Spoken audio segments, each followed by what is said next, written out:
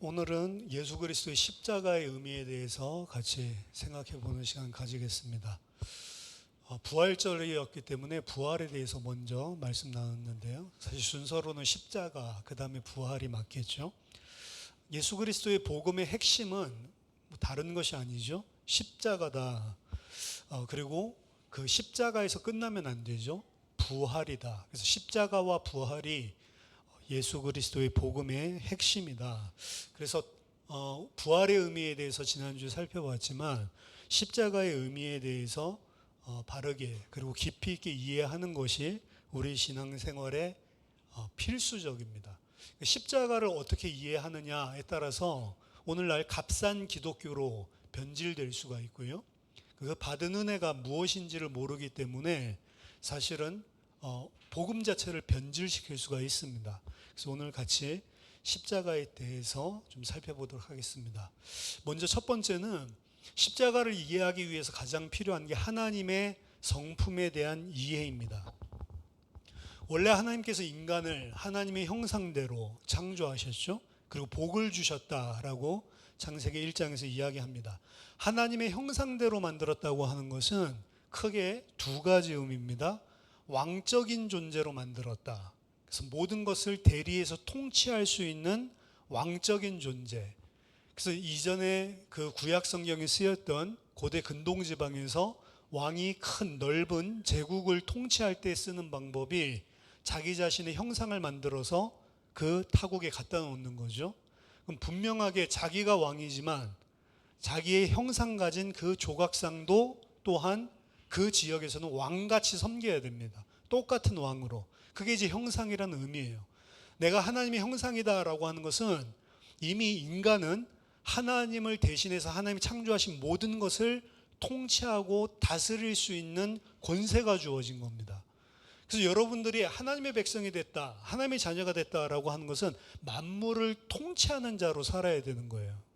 만물을 통치하지 않고 죄 때문에 만물에 잡혀서 만물을 쫓아가면서 살죠. 그게 이제 죄인의 모습입니다. 원래 인간은 만물을 통치하면서 다스리면서 살 수 있는 그런 왕 같은 존재, 이게 하나님의 형상이고요. 두 번째 하나님의 형상의 의미는 하나님의 아들이라고 하는 의미입니다.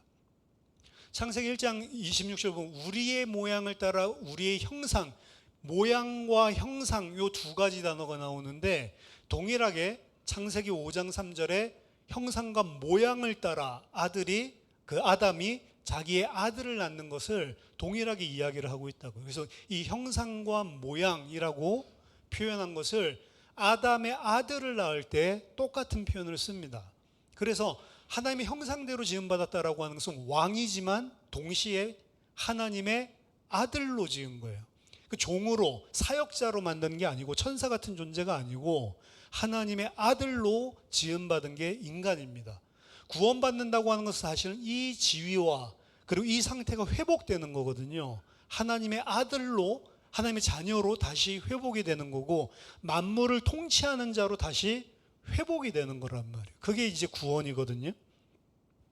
근데 이 하나님의 엄청난 형상이 깨져버렸습니다. 그게 창세기 3장에 나타난 인간의 타락 사건이죠. 죄로 말미암아 하나님의 형상이 깨어지고 하나님의 형상이 깨어지고 난 다음에 하나님의 아들이 아니라 하나님을 대적하는 자리에 인간들이 서게 됐다는 거죠. 그런데 그 대적하는 자 그리고 하나님 만나기도 원하지 않은 것 같아요. 창세기 3장에 하나님이 찾아오시니까 그때부터는 피하여 숨어버리죠. 하나님의 얼굴을 피하고 하나님과 멀어지려고 하고 죄로 말미암아 하나님을 대적하고 있는 인간을 하나님이 찾아가십니다. 그래서 처음부터 창세기 3장에서 보여주고 있지만 복음이에요. 인간이 하나님을 찾아가는 게 아니고 하나님이 찾아오셔서 만나주셔야지만 구원의 길이 열리는 게 그게 죄인된 인간의 상태입니다. 하나님께서 죄를 범한 아담을 먼저 찾아오셨죠. 찾아오시니까 죄를 회개합니까? 이 창세기 3장의 본문을 보면 아담도 그렇고 그의 아내도 그렇고 죄를 회개 절대로 안 합니다. 변명만 되죠. 내가 잘못했습니까? 저 여자를 갖다가 하나님 만들어 주셔서 그렇지 여자 내가 잘못했습니까? 뱀이 뭐라고 그래서 그렇지? 절대로 회개하지 않는 인간, 변명만 늘어놓고 있는데요. 그럼에도 불구하고 하나님께서 여자의 후손이 뱀의 머리를 상하게 할 것이다. 구원의 길을 제시하시죠. 여자의 후손, 메시아를 이미 창세기 3장 15절부터 준비하시고 하나님께서 계획하셨던 그 언약을 창세기 3장에서 이미 주십니다. 이 포인트가 회개하지도 않고 변명하고 있는 그들에게 하나님께서 구원의 길을 제시해 주는 거죠. 이게 복음의 핵심입니다. 하나님은 죄인이지만, 그리고 사실은 우리들이 생각할 때 하나님은 구원할 자들을 창세전에 택정해 놓으시고 구원과 심판이 이미 정해져 있는데, 그럼에도 불구하고 성경에서는 모든 인간들을 사실 하나님 사랑하시는 사랑 또한 적혀 있습니다. 악인이 죄 가운데서 멸망받는 것을 하나님 기뻐하지 않으세요. 디모데전서 2장 4절에도 하나님은 모든 사람이 구원을 받으며 진리 아는 데 이르기를 원하시느니라 라고 이야기했고요. 에스겔서 18장 23절에서도 여호와께서 말씀하십니다. 어찌 악인이 죽는 것을 내가 조금인들 기뻐할 수 있겠냐? 그가 돌이켜 그 길에서 떠나서 사는 것을 기뻐하지 않겠느냐? 죄인이 회개하고 돌아오지 않는 것, 그래서 멸망받는 것, 사실은 하나님 택하지 않은 자들을 보시면서도 사실 기뻐하는 게 아닙니다. 아이고 나쁜 놈들, 이렇게 막 기뻐서 하는 게 아니란 말이죠. 하나님은 모든 사람들이 사실은 구원받기를 원하시고 모든 사람들이 죄에서 돌이키기를 원하시는 것입니다. 그렇게 하나님께서 죄인까지도 다 품어주시고 사랑해 주시는데, 그럼에도 불구하고 하나님은 사랑의 하나님이지만 동시에 공의의 하나님. 하나님은 사랑이시지만 그렇다고 해서 죄 있는 자를 죄 없다 그냥 대놓고 그냥 덮어줄 수는 없는 공의의 성격을 가지고 있는 겁니다. 이사야서 6장 3절 보면 만군의 여호와를 일으킬 때 거룩하다 거룩하다 거룩하다 3번 이야기하거든요. 똑같은 말을 3번 반복하는 것, 이거는 온전한 것을 이야기하고요, 완전한 것을 이야기합니다. 완전한 거룩, 여호와는 거룩하다 거룩하다 거룩하다. 느헤미야 9장 33절에서도 우리가 당하는 모든 일에 하나님께서 사실 주관을 하고 계시는데 그 모든 일이 다 공의롭다라고 이야기를 합니다. 하나님은 공의로우신 분이고 거룩하신 분입니다. 그렇기 때문에 절대로 죄인과 함께 하실 수 없습니다. 시편 5편 5절 6절 보면 오만한 자들이 주의 목전에 서지 못하리이다. 주는 모든 행악자를 미워하시며 거짓말하는 자를 멸망시키시리이다. 여호와께서는 피 흘리기를 즐기는 자와 속이는 자를 싫어하시니이다. 이게 공의의 하나님의 성품입니다. 그래서 죄가 있는데 무조건 그냥 너 죄 없어, 내가 사랑해, 덮어줄게, 이건 인간적인 개념에서 있을 수 있어도 하나님 앞에서는 불가능하다는 거죠. 이러한 하나님의 절대적인 성품으로 인해서 하나님은 죄 있는 자를 결코 죄 없다 할 수 없습니다. 그래서 구약성경 나훔 1장 3절에도 보면 여호와는 노하기를 더디하시지만, 이건 이제 사랑의 성품이죠. 그럼에도 불구하고 벌 받을 자를 결코 내버려 두지 아니하시리라. 이 두 가지가 동시에 있는 거예요. 사랑도 있지만 절대로 죄 있는 자를 그대로 두지 않고 심판 반드시 하신다는 거죠. 오늘날 어떤 기독교인들은 미국에 특히 많이 그러는데요, 이게 더 보편적입니다. 사실은 하나님은 사랑이기 때문에 인간들을 영원한 지옥에 보낸다, 이런 것은 없다. 성경에서 지옥이 있는데요, 그거 다 그냥 비유적으로 이야기를 한 거지 그렇지 않다. 하나님은 모든 사람들을 다 사랑하시고, 그리고 지옥, 심판 이런 거 없다. 모든 사람들을 다 사랑하시기 때문에 심지어는 기독교인들이, 목사가 뭐라고까지 이야기를 하죠? 기독교인들만 사랑하는 거 아니다. 이슬람교도 알라라고 부르지만 똑같은 하나님이다. 그 사람들 하나님이 사랑하기 때문에 하나님 그 사람들도 우리의 형제로 다 품어줄 수 있다. 그러니까 모든 종교들 각각 다원주의죠. 각각 길이 다르고 부르는 이름 명칭이 다를 뿐이지 하나님은 다 품어준다. 이렇게 이야기를 하는 겁니다. 그래서 모든 종교가 다 똑같다는 거죠. 불교는 불교 방식으로, 기독교는 기독교 방식으로, 이슬람은 이슬람 방식으로 전부 다 그렇게 올라가는 거기 때문에, 그러니까 이 질문을 사실은 미국에서 이 가장 큰 교회를 하고 있다는 목사와, 그리고 미국에서 개혁주의 신학으로 좀 강하게 이야기하고 있는 이 두 목사를 모시고 TV에서 인터뷰를 했어요. 하나님은 사랑이시냐? 그럼 둘 다 사랑이다. 그럼 이슬람 지금 있는 형제들을 하나님께서는 구원 안 하시고 다 지옥에 심판하냐? 물으니까, 그러니까 이 최고 대형 교회 성경 목사님은 그렇지 않다. 예수를 믿는 것은 좋은 것이지만, 예수를 믿는 것은 하나님을 만나고 하나님의 백성이 되는 좋은 길이지만, 좀 다른 길이다 하더라도 하나님께 다가갈 수 있다라고 나는 생각을 한다. 이슬람도 다 하나님의 사랑을 받은 우리는 한 형제다. 그리고 이제 개혁주의 목사님은 나는 내 생각을 말할 수가 없다. 난 성경에서 이야기한 걸 이야기하고 싶다. 성경에서는 오직 예수 그리스도 믿는 것 외에는 다른 길이 없다라고 했다. 그리고 그 길만이 구원의 길이고, 믿지 않는 자, 하나님 만나지 못한 자들 지옥불에 심판한다라고 나와 있다. 그러면 이 이야기를 들을 때 시청자들이 누구를 더 좋아하겠어요? 그렇죠. 당연히 전자를 더 좋아하죠. 그러니까 타협을 하는 겁니다. 그렇죠? 듣기 싫은 소리를 하기가 싫은 거죠. 빌리 그레엄 목사가 뭐 시대적인 전도자다라고 이야기를 하고, 빌리 그레엄을 통해서 예수 믿는 사람들이 진짜 많았어요. 빌리 그레엄 메시지들 요새도 유튜브 들어가면 올라와 있거든요. 엄청 카리스마 있습니다. 대중 집회 하는데, 그리고 메시지도 엄청 칼 같습니다. 정확하게 선포를 해요. 메시지 자체를 들으면. 근데 빌리 그레엄 자체는 자신이 메시지 할 때는 그렇게 했지만, 오직 예수 이렇게 이야기를 했지만, 자기 자신이 가지고 있는 믿음을 쓸 때에는, 글로 정확히 선언문을 쓸 때에는, 나는 예수를 믿는 것은 the only way, 유일한 길이기 때문에 예수를 믿는 게 아니고 the best way, 최고로 좋은 길이기 때문에 예수를 믿는 거다. 다른 길로도 예수님 말고 다른 길로도 구원받을 수 있다. 이걸 이미 1960년대에 자신이 써놨다고요. 우리나라에 왔을 때 80년대인가요? 70년대?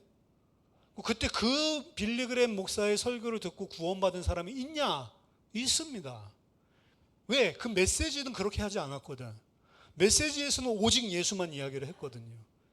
근데 자기 자신이 믿는 신앙을 고백한 선언문에는 그렇게 되어 있어요. 여러분, 예수님은 많은 길들이 있는데 가장 좋은 길이 아닙니다. 단 하나밖에 없는 유일한 길이라고 해요. 왜냐하면 다른 길들을 생각할 때 하나님의 이 공의를 만족시키는 길이 없어요. 하나님은 사랑이지만 공의를 가지고 두 가지 성품이 동시에 존재하는데, 다른 것으로는 이 하나님의 공의를 절대로 만족 못 시키는 겁니다. 그래서 심판이 없다, 하나님 사랑이기 때문에, 이거는 하나님의 말씀과 상치되는 거짓 복음인 거예요. 거짓 진리입니다.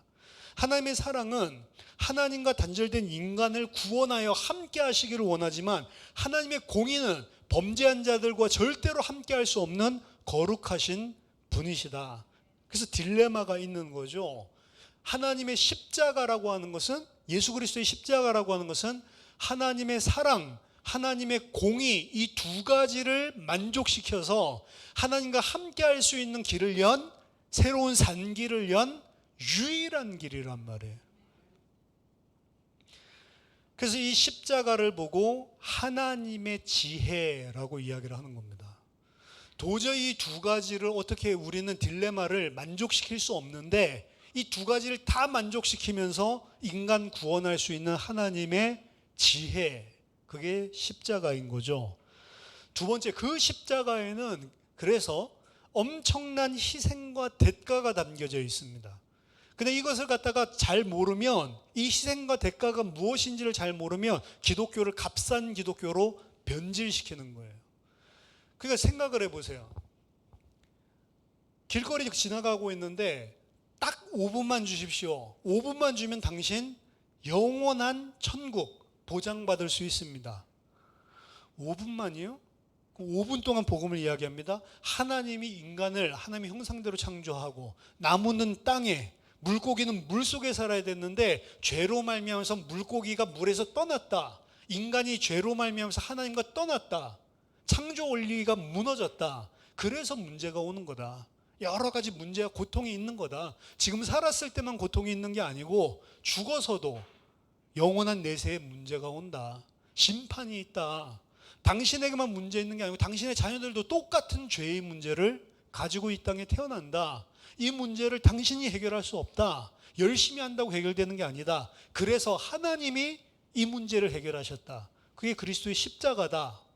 예수 그리스도를 누구든지 믿고 영접하기만 하면 하나님의 관계가 회복되고 하나님과 함께하게 되고, 그때부터 하나님이 성령으로 내주하고 인도하고 역사하고 기도 응답하시고 천국 배경을 가지고 역사하신다. 자, 당신은 죄와 저주 가운데 이 문제, 내세까지도 문제온 여기에 있고 싶냐? 아니면 하나님이 함께하고 천국 보좌에서 그 하늘의 배경 가지고 보호해 주시고 인도해 주시는 이 하나님의 자녀가 되고 싶냐? 방법은 간단하다. 누구든지 예수 그리스도를 믿고 입으로 시인하면 구원받는다고 했다. 30초만 나를 따라서 영접 기도하자. 영접하겠냐? 30초? 이거 물어보고 영접 기도를 했어요. 그럼 구원 받았나요? 그게 구원이랑 상관이 있어요? 아무런 상관이 없습니다. 구원이랑. 그렇게 구원받는 게 아니에요. 근데 그런 식으로 다 보고, 길거리에서 복음 전하는 거 다 그런 식이에요. 입으로 같이 뒤에 있는 기도 우리 같이 한번 읽어봅시다. 영접 기도문 해가지고 읽고, 그 영접 기도문이랑 구원은 아무 상관이 없는 거예요. 생각을 해보세요. 어떤 사람은, 제가 그렇게 옛날에 복음 그렇게 많이 전했거든요. 그렇게 물어보면 어떤 사람은 그럼 교회 안 가도 돼요? 그럼 나 이거 영접하고 교회는 안 가도 돼요? 헌금해야 돼요? 이런 거 물어본다고요. 그럼 제가 뭐라고 대답했을까요? 구원은 교회 가는 거랑 상관없다. 그냥 영접해라. 맞아요? 영접이 뭡니까? 영접했는데 나 교회 안 가도 돼요? 영접하고 나 이제 헌금 같은 거 안 해도 돼요? 나 시간 없는데, 일요일에 놀아야 되는데. 그 사람이 예수님 영접한 기도했어요. 그게 영접이에요? 영접은 내가 죽고 내가 주인 되었던 자리에서 내려오고 예수 그리스도가 나의 주인이 되는 게 영접이라고요. 근데 이 사람은 뭐예요? 내가 하고 싶은 거 다 하면서 뭐도 챙기고 싶은 거예요? 30초 기도로 죽고 난 다음에 혹시라도 있을지 모르는 천국까지 챙기고 싶어 하는 거예요. 그게 예수 믿는 거예요? 근데 값싼 그런 기독교로 변질을 시켜놨다고요. 언제부터 시작됐습니까? 1900년대 초부터 시작된 거예요. 1800년대 말부터.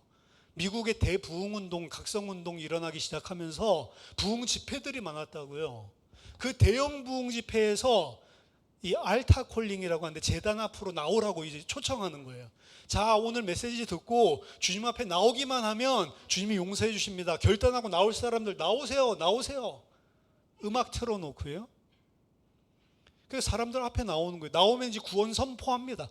당신들이 이제 예수께로 돌아온 탕자들이다. 오늘부터 이제 당신들을 하나님이 인치셨다. 구원받았다. 이 사람들이 삶으로 돌아가서, 거의 대부분 그런 대형 집회가 있었던 미국의 배경은 공업화된, 산업화된 도시로 온 농민 사람들이 많은데 그 사람들 갈 데가 없는 거예요. 이 사람들이 그렇게 알타콜링 해가지고 예수 믿는, 영접하는 기도를 하고 그 다음부터 주일날 교회를 가는 거예요. 이 사람들이. 그래, 그때부터 예수 믿는 사람들 중에 교회 다니는 사람들이 가짜들이 훨씬 더 많아진 겁니다. 그 삶이 바뀌는 거, 주인이 바뀌는 거, 이런 거랑은 전혀 관계가 없어요. 제가 이런 식으로 이야기를 하면, 아니 영접기도 그렇게 해가지고 예수 완전히 믿는 사람, 바뀐 사람이 있는데요? 있겠죠. 없다는 소리가 아닙니다. 빌리그램 그런 전도에도 다 있다니까요, 구원받은 사람은. 근데 복음을 그런 식으로 변질되게 받는 사람들이 훨씬 더 많고요. 전하는 사람 또한 복음이 뭔지를 몰라요. 그러니까 값싼 기독교로 변질을 시키고 있는 겁니다.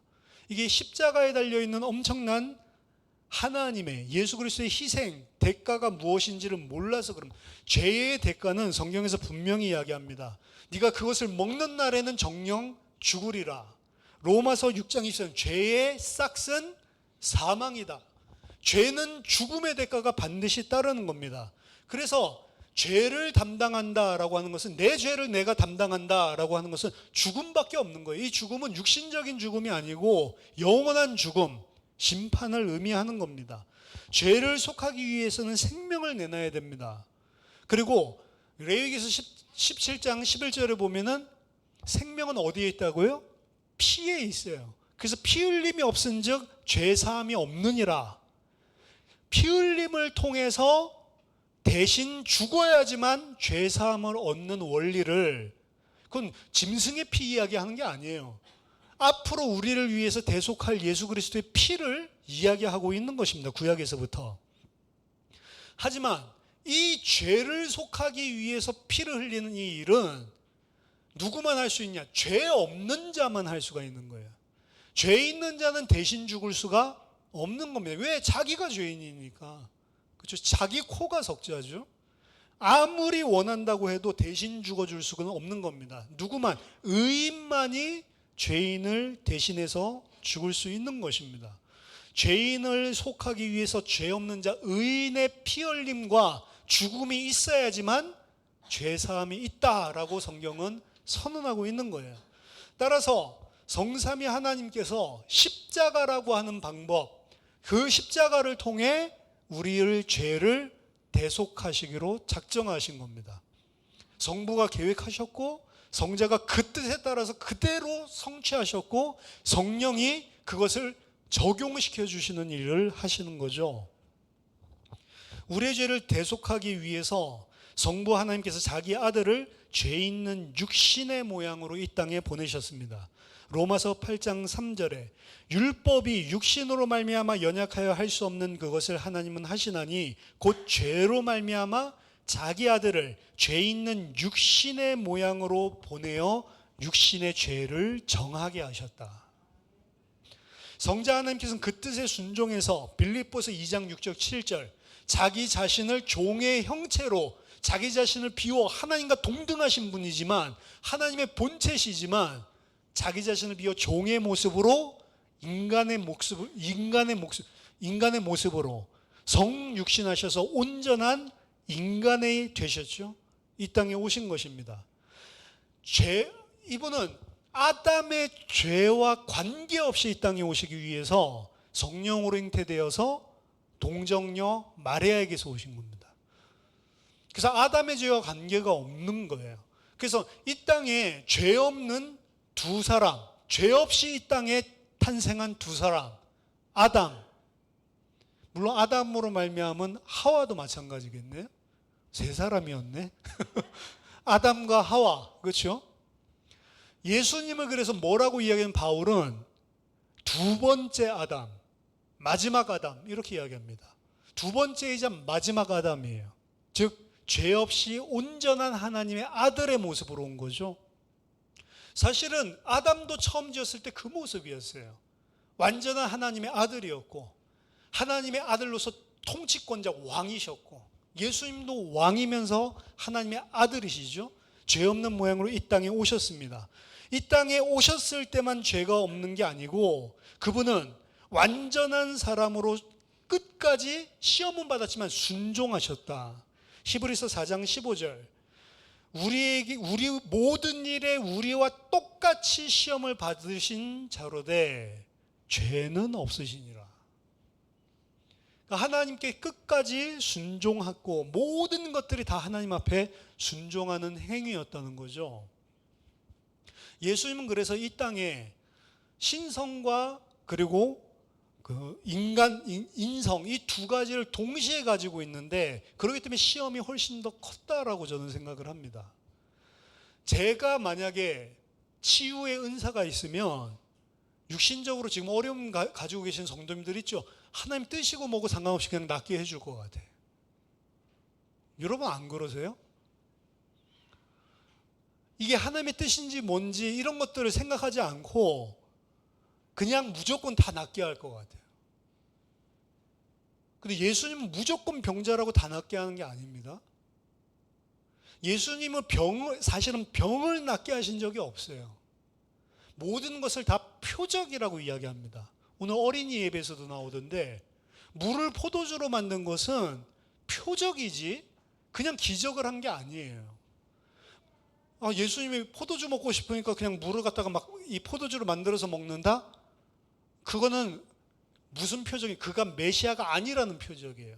왜죠? 자기 자신의 육신을 위해서 사는 거예요. 하나님의 뜻에 순종해서 사는 게 아니고. 그럼 그게 죄라고요. 돌 만들어서 빵 먹어야지. 그래, 배고픈데 잘 됐네. 빵 되라. 먹는 순간, 빵 되라 하는 순간 메시아가 될 수가 없어요. 왜? 하나님의 뜻이 아니고 누구를 위해 살아요? 내 육신을 위해서 산다고요.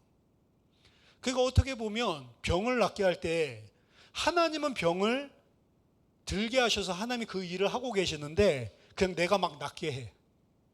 말하자면 그런 식으로 한다고요, 사람은. 근데 여러분들한테 그런 능력이 없어서 그렇지. 그런 능력이 있으면 그렇게 안 하시겠어요? 안 하면 또 어떻게 생각할까요? 저 목사는 누구든지 기도해주면 병이 낫는데 또 안 해줘. 그럼 어떻게 생각하죠? 더러운 새끼 뭐 이렇게 생각하겠지. 하나님이 그렇게 좋은 거 줬는데 왜 안 하고 있어? 더러운 놈. 이렇게 생각을 하겠죠. 안 할 이유도 없고 사실은. 예수님은 딜레마가 어떻게 보면 우리 보고 성전 꼭대기에서 뛰어내려라 그러면 천사가 도와준다며. 우리는 사실은 못 뛰어내릴 건데 예수님은 충분히 뛰어내릴 수 있는 모든 신지식을 다 가지고 있잖아요. 그것 때문에 죽지 않는다는. 안 하시는 겁니다. 왜 안 하시죠? 하나님의 뜻이랑 상관없기 때문에. 이 땅에 사는 동안 죄가 없다라고 하는 것은 자기 뜻대로 살지 않았다는 거예요. 선악을 알게 하는 나무의 실과를 먹지 말라. 먹고 싶어도 안 먹는 겁니다. 왜? 그건 내 뜻이고 하나님의 뜻은 먹지 말라라고 했으니까. 근데 그걸 무너뜨리는 걸 죄라고 한다고요. 내 생각대로, 내 마음대로. 그래서 이 기독교에서 인간의 가장 죄의 본질은 자기중심적인 이기심. 이걸 죄라고 하는 거예요. 자기중심적으로 살아가고 이기적으로 살아가는 데서 이제 다른 사람에게도 피해도 입히죠. 그렇죠? 생각, 사고방식이 다 나예요, 나. 초점이. 근데 죄가 없다고 하는 것은 그게 다른 사람도 아니고 하나님의 뜻에 따라 순종하는 것. 이것을 죄가 없다라고 이야기합니다. 완전한 사람이면서 완전한 하나님이심과 동시에 이 땅에 사는 동안 시험을 똑같이 당했지만 죄는 없으신 분. 그럼 죄의 삭시 사망인데 만약 아담이 죄를 짓지 않았다면 죽었을까요? 안 죽습니다. 절대로 안 죽습니다. 그 기간을 시험기간, 유예기간, 프로베이션이라고 이야기를 하는데 그 시험기간이 언제인지는 모르지만 하나님 앞에 순종하는 모습들을 보였다면 온전한 영화의 상태로 바로 들어갈 수 있는, 죄가 없이, 죄와 상관없이. 그럼 예수님은 죄가 없으시기 때문에 죽을 이유가 없는 것이죠. 근데 왜 죽으셨습니까? 그걸 보고 대속이라고 이야기를 하는 겁니다. 죄가 없으신 그분이 우리의 죄를 위하여 대신 죽으심으로 우리의 죄를 속하셨다. 베드로전서 3장 18절.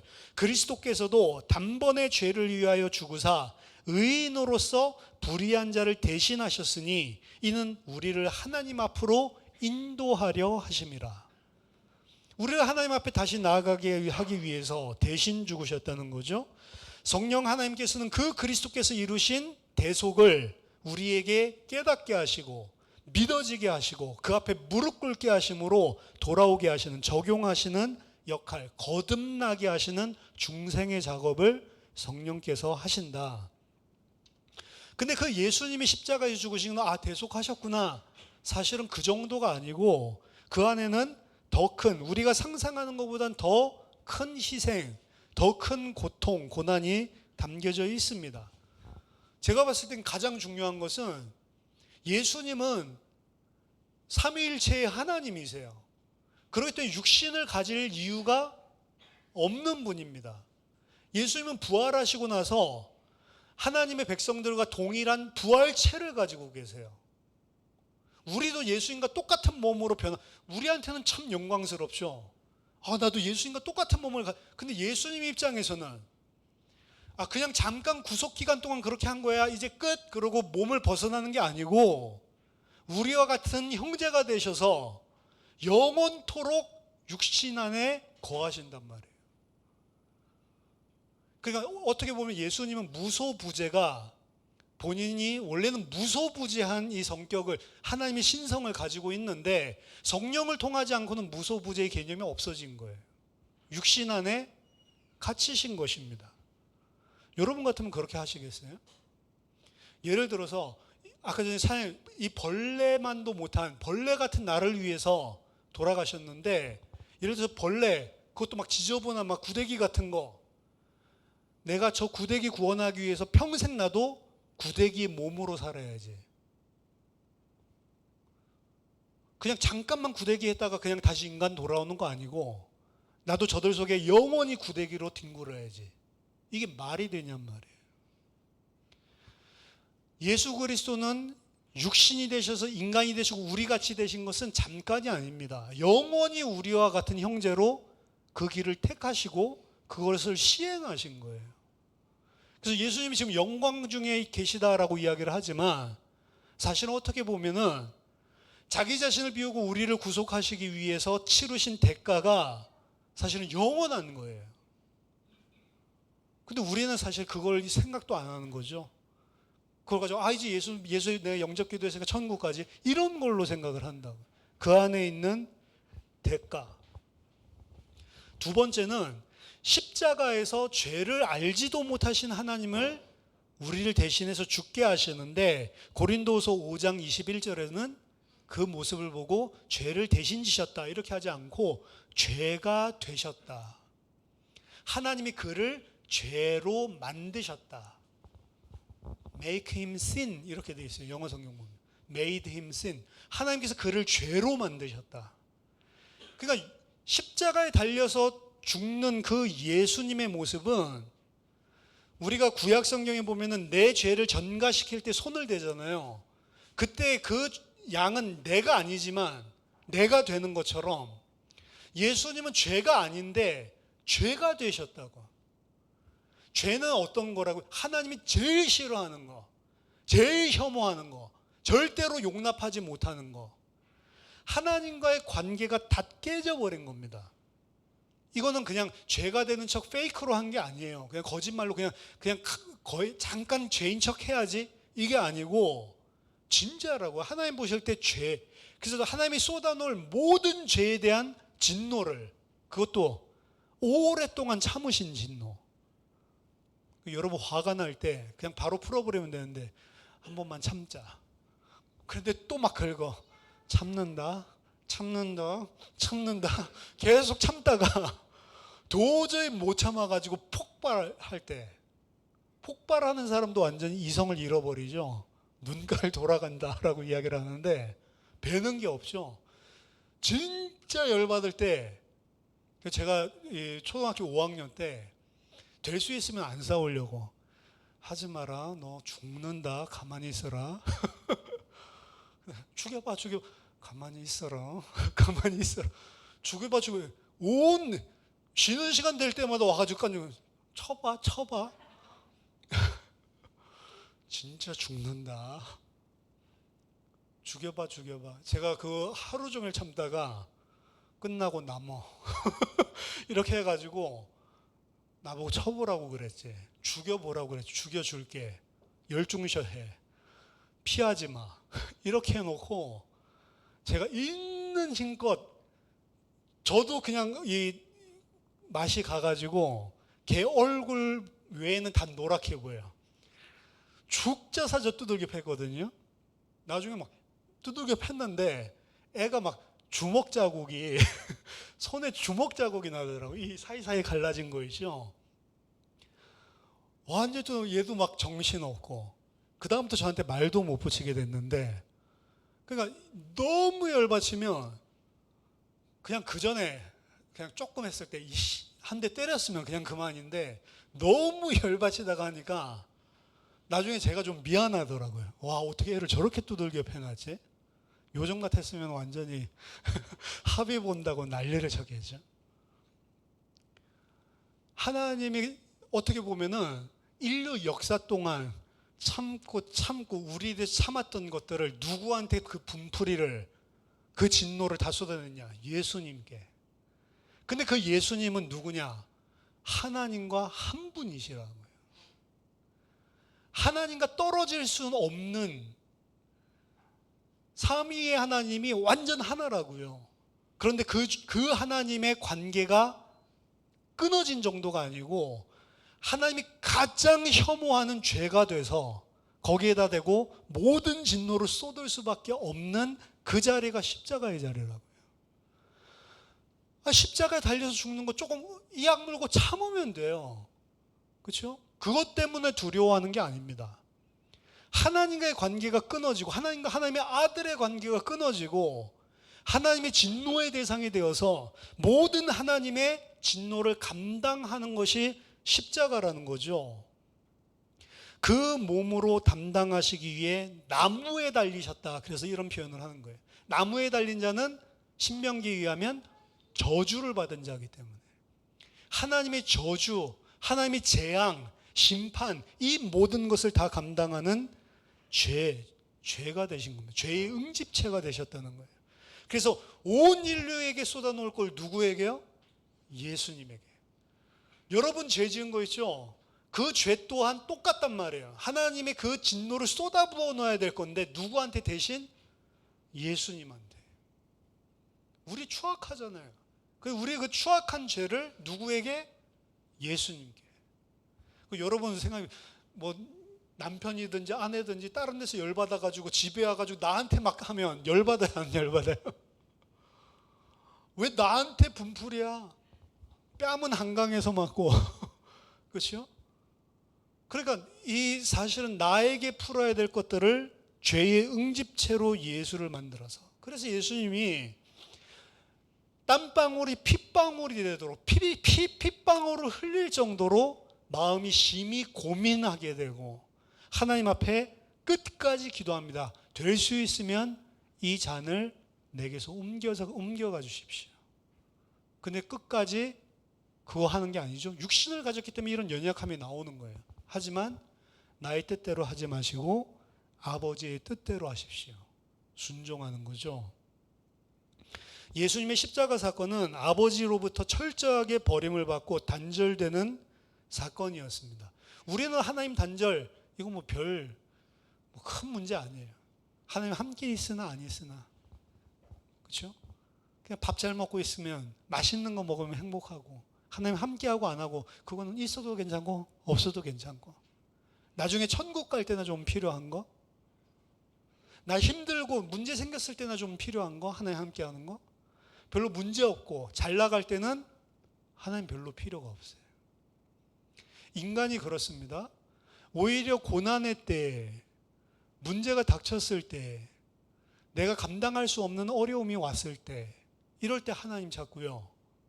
그거 아니고 내가 생각하는 대로 모든 것들이 잘 풀러가면 그게 사실은 더 감사해야 되는 건데 그땐 별로 하나님 필요가 없어요.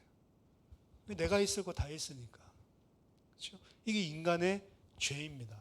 그래서 우리는 하나님과 단절된다는 거, 이건 별 큰 고통이 아닌데, 예수님은 하나님과의 단절이, 아버지와의 단절이 극심한 고통인 거예요, 사실은. 진리를 알고 있기 때문에 그렇습니다. 진리를 아는 자에게는 가장 큰 고통과 괴로움이 그 부분이죠. 그래서 예수님께서 십자가에서 뭐라고 부르셨습니까? 나의 하나님, 나의 하나님, 어찌하여 나를 버리셨나이까? 이게 이제 가장 절규하는 부분이죠. 십자가에서 죄가 되어서 아버지께 버림받는 예수님의 모습. 근데 아버지여, 아버지 어찌하여 나를 버리시나이까? 하나님이여, 하나님이여 어찌하여 나를 버리시나이까? 이 말조차도 시편에 있는 말씀을 성취하려고 끝까지 그거 하시는 거예요. 자기 자신의 그 아버지와 단절되는 고통이기도 하지만 구약의 시편에 엘리 엘리 라마 사박다니 아버지여 아버지여 나의 하나님이여 나의 하나님이여 어찌하여 나를 버리시나이까? 절규하는 의인의 외침을 그 자리에서 또 말씀 그대로 또 성취하고 계시단 말이에요. 이게 얼마나 끔찍합니까? 아버지께 버림받는 동시에 그 고통과 동시에 또 그럼에도 불구하고 아버지 말씀대로 예언하셨던 일을 성취하고 계시는 게 내 아버지여 내 아버지 어찌하여 나를 버리시나이까? 이 순종이라는 게 끔찍하죠. 어떻게 보면 예수님의 순종이라고 하는 거. 더군다나 이것만 해도 참 끔찍한데 이 십자가는 예수님이 그렇게까지 감당하면서 죽이려고 했었던 그 인간들이 십자가에 예수를 죽이는 거예요. 2000년 전의 로마 병사 이야기가 아닙니다. 모든 인간들이 사실은 다 그 자리에 서 있는 거예요. 십자가의 원수로 서 있는 겁니다. 그래서 빌립보서의 십자가의 원수가 2000년 전에 십자가에 못 박아 죽은 그 사람만 그런 게 아니고 우리는 오늘날에도 2번, 3번 예수를 십자가에 못 박아 죽인다고 해요. 왜? 나를 세우기 위해서, 내가 원하는 걸 얻기 위해서. 그들을 위해서 근데 예수님은 그들 손에 죽임당하고 있는 거라고요. 우리가 누구에게 잘해주려고 그러는데 막 그걸 갖다 깨닫지 못하고 막 대들면 열받죠. 아 진짜 자기를 원해서 하는 건데 그걸 알지 못하니까 나를 오해해가지고 막 그러면 열받죠. 근데 그 크기 자체가 십자가랑 비교해보면 아무것도 아니라는 거죠. 예수님은 이러한 십자가를 지시고 죽으심으로 우리의 모든 죄를 대속하셔서 구원자 그리스도의를 다 이루셨습니다. 요한복음 19장 30절 다 이루었다. 과거 완료, 완벽하게 끝난 일로 성경은 기록하고 있습니다. 테텔레스타이 다 이루었다. 세 번째, 이 십자가의 일을 다 이루시고 우리에게 요구하신 것은 한 가지입니다. 믿음. 뭐를 어떤 행위를 요구한 게 아니고 이 사실을 믿으라는 겁니다. 예수님이 나를 살리기 위해 내 죄를 속하기 위해 그 십자가에 달리고 돌아가셨구나라는 사실을 시인하고 그 예수 그리스도를 나의 구세주로 그 예수 그리스도를 나의 주인으로 이제는 섬기고 살겠다고 믿으라는 거예요. 예수 그리스도를 믿을 때 영원한 생명을 주시겠다고 약속을 했고 하나님의 자녀가 되는 권세를 다시 주시겠다 약속하신 것입니다. 예수 그리스도를 믿고 영접하고 하나님의 백성이 되었다라고 하는 것은 사실은 어떻게 보면은 종교적인 열심이나 행위랑 관계가 없어요. 그렇지만 그 예수 그리스도를 믿었다라고 하는 사람은 그걸 진짜로 알고 믿은 중생한 거듭난 사람은 종교 생활이 아니고 그 감사 감격 때문에 종교 생활을 하는 사람보다 더한 것도 할 수 있는 사람으로 바뀌는 거예요. 종교 생활하는 사람은 그 종교 행위를 통해서 뭔가를 받아내려고 합니다. 여호와의 증인들 14만 4천 등 안에 들어가야 되기 위해서 열심히 하는 거예요. 증인 되려고 하는 게 아닙니다. 증인 돼야 14만 4천 안에 들어가니까 궁극적으로 보면 그런 거예요. 왜 그렇게 착하게 살죠? 착하게 살아야 14만 4천 등 안에 들어가니까. 원래 통일교 같은 데도 14만 4천 이야기 했는데 14만 4천 안 됐을 때는 굉장히 효과 있는데 14만 4천 넘어가면 어떻게 해야 돼요? 경쟁해야 되는 거예요. 그렇죠? 우리도 똑같습니다, 사실은. 너희들 살아있는 동안은 10명 전도하지 않으면 절대로 천국 못 가요. 그럼 10명 전도 다 해낼 거예요. 근데 그런 게 없잖아요. 그러니까 할 필요가 없어요. 그렇죠? 오직 은혜로. 그럼 10명 해야지 너희들 천국 간다라고 했을 때 10명 한 게 진짜 예수님 사랑에 사는 게 아니잖아요. 나를 사랑해서 하는 거잖아요. 그러니까 그걸로는 절대로 진리를 가질 수가 없는 거예요.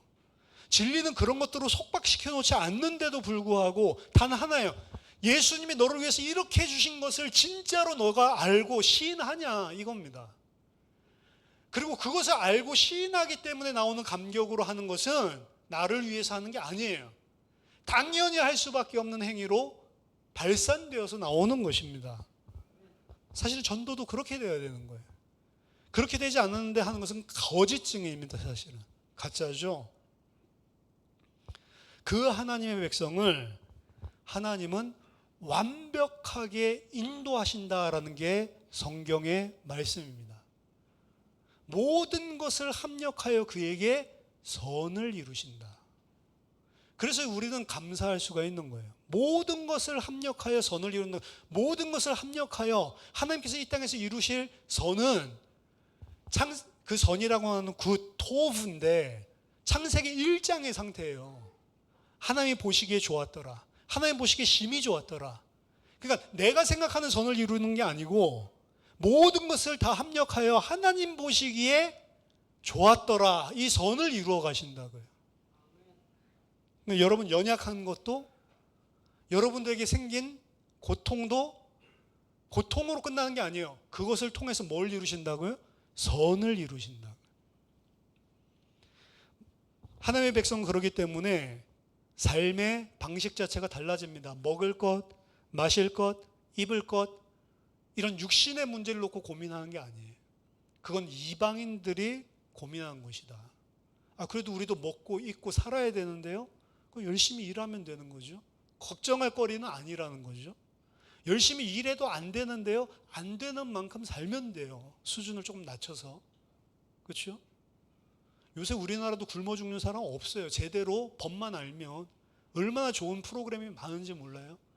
아직도 복지 후진국이다라고 이야기하지만 그럼에도 불구하고 복지로 받아 누릴 수 있는 것들이 되게 많아요. 심지어는 나는 취업도 못하고 이런 사람들은 아예 취업 프로그램 전문 그 자격증 딸 수 있도록 뭐 8개월짜리 이런 거 교육 프로그램 무료로 다 해주고요. 그 훈련받는 비용으로 월 80만 원까지 주는 것도 있더라고요. 훈련 시켜주겠다. 80만 원 주겠다. 근데 일 없어. 할 일이. 말이 돼요? 하나님 왜 이러시지? 이러고 있다면 말이 돼요? 빨리 구청에 가가지고 그거 해가지고 자격증 따라고요. 자격증만 따면 끝이 아니고 거기랑 또 연결되어 있는 협력업체에 될 수 있으면 취직할 수 있도록 그런 것들도 또 상담을 해줘. 근데 그런 거 하나도 안 하고 하나님 나에게 왜 이러세요? 백수한다고요? 말이 안 되는 거예요. 하나님 왜 이러세요가 아니고 정신 차리는 겁니다. 그거는. 그러니까 먹고 입을 것 염려할 필요가 없다는 거예요. 하나님이 너희에게 무엇이 있어야 될 줄을 안다는 거예요. 계속 백수 마인드로 살고 있으면 무엇을 줘야 되는지 하나님이 아시는 거지. 이 인간은 지가 원하는 거 지금 주면 안 되겠다라고 하나님이 다 아시는 거죠. 그래서 하나님의 자녀는 더 이상 육신을 따라 불신자처럼 살 이유가 없는 거죠. 너희는 먼저 그의 나라와 그의 의를 구해라. 그럼 그 외의 모든 것들은 다 하나님이 책임져 주시는 겁니다. 사실은. 주시는 대로 감사하면서 받으면 돼요. 이러한 예수 그리스도, 그리고 그 예수 그리스도의 십자가를 통해 주시는 하나님 백성의 은혜, 사실은 엄청난 것인데 그럼에도 불구하고 이 그리스도께서 베푸신 십자가의 은혜를 거부하면 어떻게 되냐. 히브리서 기자는 구약 성경에 천사를 통해서 준 율법이라도 그것을 범법하면 거기에 상응하는 보응을 받았거든. 하물며 이같이 큰 구원을 우리에게 주셨는데 그 큰 구원을 등한히 여기면 어찌 그 보응을 피할 수 있겠는가? 그게 정확한 거 아니에요? 주 예수의 복음에 순종하지 않는 자는 영원한 멸망의 형벌을 받게 된다라고 성경은 이야기합니다. 데살로니가 후서 1장 8절 9절 보니까 하나님을 모르는 자들과 우리 주 예수의 복음에 복종하지 않는 자들에게는 형벌을 내리시리니 이런 자들은 주의 얼굴과 그의 힘의 영광을 떠나 영원한 멸망의 형벌을 받으리로다. 그 엄청난 하나님의 사랑과 희생 대가를 생각한다면 이러한 형벌이 어떻게 불지옥에 보낼 수 있어? 아니요, 당연한 것입니다. 그 형벌과 심판 당연한 거예요. 사실은 하나님이 사랑인데 어떻게 그렇게 할 수 있어? 그걸 아는 놈이 그러면 인간관계 그렇게 했어? 본인도 쏟아낼 거 다 쏟아내면서? 당연한 거예요. 마지막으로 기억할 것은 십자가 사건은요, 우리 하나님의 백성, 하나님의 자녀에게 있어서는요, 하나님이 우리를 구원하기 위해 하나님이 줄 수 있는 모든 것을 다 주신 사건이 십자가 사건이에요. 로마서 8장 31절 32절. 만일 하나님이 우리를 위하시면 누가 우리를 대적하리요? 자기 아들을 아끼지 아니하시고 우리 모든 사람을 위하여 내주신 이가 어찌 그 아들과 함께 모든 것을 우리에게 주시지 않겠느냐. 그 아들을 우리에게 주신 것은 사실 이미 그 자체로 모든 것을 다 주셨다는 거예요. 그렇죠? 그 예수의 이름 가지고 또 뭐를 갖다가 얻으려고 하는 게 아니란 말이에요. 다 주셨다. 그리스도 안에서. 그래서 사실은 더 받을 게 없을 정도로 완전한 것을 주신 자기 아들을 주셨잖아요. 그게 십자가입니다. 예수 그리스도의 십자가. 단순하게 그냥 내 죄 대속했으니까 끝, 이게 아니고요. 하나님의 자녀로, 하나님의 백성으로 모든 삶들을 다 이제 통치하고 인도하고 계시고 우리에게 필요한 모든 것을 다 하실 뿐만 아니라 이미 그 아들과 함께 모든 것을 다 주셨다. 여러분, 결핍이 그래서 없어야 됩니다. 그 안에서 모든 것을 내게 다 주셨구나. 그렇죠? 나머지 뭐 힘든 게 있어요? 그냥 열심히 하면 되는 거지. 그거는 그럼 불신자들도 그렇게 하는데, 저와 여러분들이 날마다 그 십자가, 하나님의 나라에게 모든 것 다 주셨다. 항상 그거 기억하세요. 이게 필요한 것 같습니까? 그때마다 기억하세요. 이게 필요한 게 아니고 이미 모든 것 다 주셨다. 건강 필요하세요? 건강 필요하지 않습니다. 이미 그 아들을 우리에게 주셨는데요. 우리 그 안에 있는데 건강하기 위해서 노력하세요. 치유받을 수 있고 치유받으세요. 근데 그것 자체랑 비교할 수 없는 모든 것을 다 받은 자예요. 그래서 건강 회복되지 않고 죽어도 상관이 없는 겁니다. 뭐가 문제예요? 경제가 문제입니까? 문제되지 않는, 열심히 하세요. 그런데도 안 됐는데 경제 사범인데요. 들어가세요. 그럼 콩밥 줍니다. 콩밥. 여러분 맨날 쌀밥만 먹으니까 그렇죠? 혈당 떨어져요. 콩밥을 준다니까. 다 책임지시고 다 주셨다. 그렇죠? 배짱이 있어야죠. 뭐 때문에? 저와 여러분들이 십자가의 은혜를 가지고 승리하게 되기를 예수 그리스도 이름으로 축원합니다. 기도하겠습니다. 살아계신 하나님 아버지, 은혜를 감사드립니다. 예수 그리스도 안에 우리에게 모든 것을 다 주신 주님께 감사드립니다. 하나님께서 주신 이 큰 구원을 등한히 여기는 죄를 범치 않도록 우리의 마음과 생각을 성령으로 늘 지켜주시고 인도해 주시옵소서. 살아계신 주 예수 그리스도의 이름으로 기도하옵나이다. 아멘.